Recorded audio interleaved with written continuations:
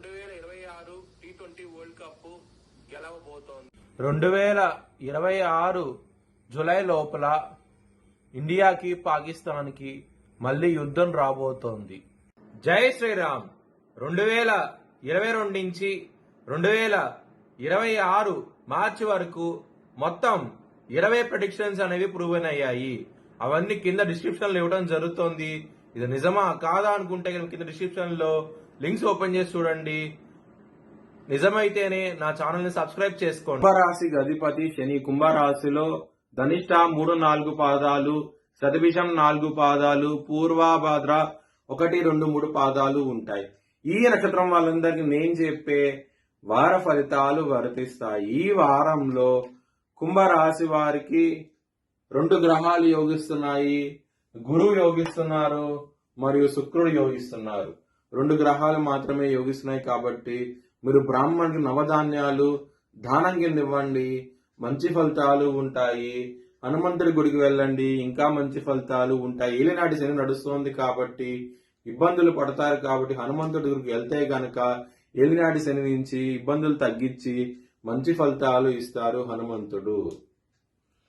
Sunday, Monday, Saturday రోజున ముఖ్యమైన పనులు స్టార్ట్ చేసి ఖచ్చితంగా విజయం సాధిస్తారు. బుధవారం రోజున ముఖ్యమైన పనులు స్టార్ట్ చేయకండి. స్టార్ట్ చేస్తే కనుక వ్యతిరేకత ఫలితాలు, ధన నష్టం వచ్చే అవకాశం ఉంటది. ఏలినాటి శని ఉన్నది, చాలా జాగ్రత్తగా ఉండండి. మరియు ఇక్కడ 2వ స్థానంలో రవి కుజులు సంఘర్షణ జరుగుతోంది శనితో కలిసి. ఈ విధంగా కలిసి ఉన్నప్పుడు కుటుంబ పరంగా సమస్యలు ఉంటాయి, ధనపరంగా సమస్యలు ఉంటాయి. చాలా జాగ్రత్తగా ఉండండి. లవర్స్ కి కూడాను ఈ వారం అనేది చాలా బాగుంటది, ఎటువంటి సమస్యలు ఉండవు.